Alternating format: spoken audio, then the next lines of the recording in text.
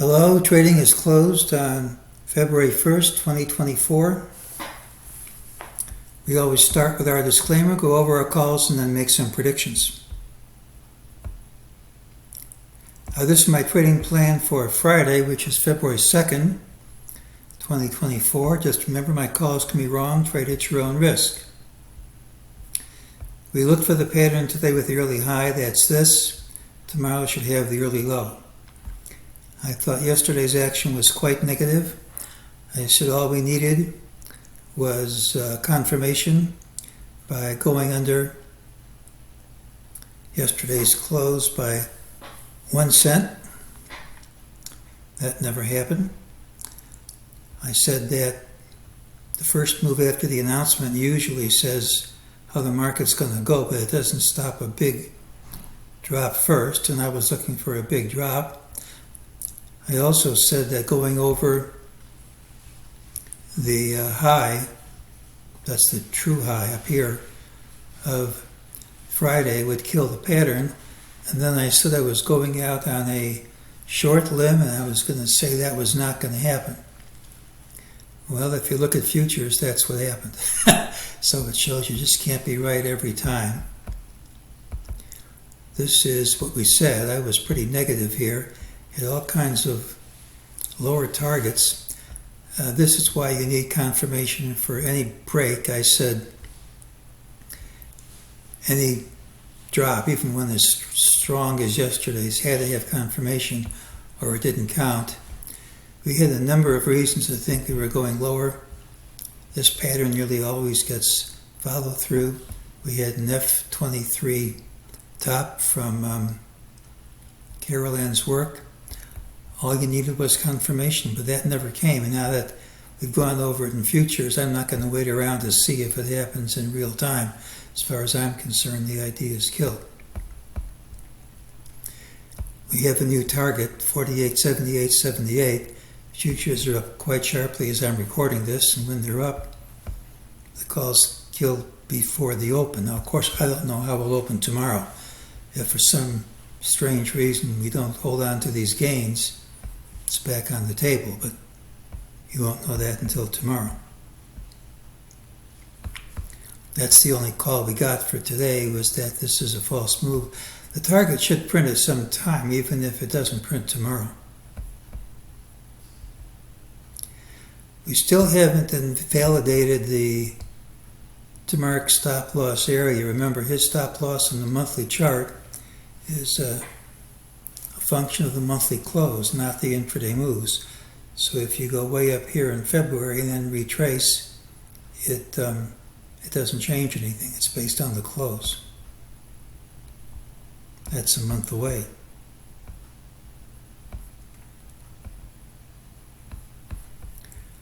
Well, here we had this big drop. It's partially invalidated, and futures are already up over this high. We still say eventually we're going to hit 5,087. I was looking for this to have much more of a correction than that, but it never got the confirmation.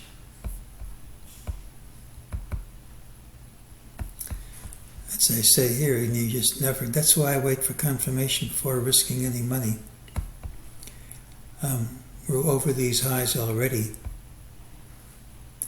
assuming we open there tomorrow in real time. That kills the idea.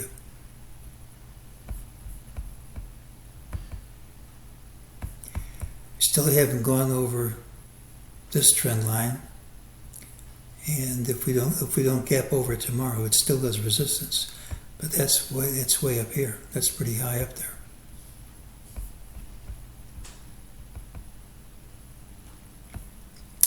Well, tomorrow's pattern has the early low regardless of where we open. Typically, it's a rally day with a high and a final hour. There's a lower target. If we don't gap up smartly, the rules say it prints, but futures are up smartly to a new all-time high as I write this, so the odds are good the target isn't going to print. It should still print at some time. Yesterday's pattern called for a lower low to print.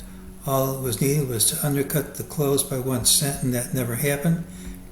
Instead, we gapped up, and in futures at least have overtaken yesterday's high. I did not think that was going to happen, but it kills the call.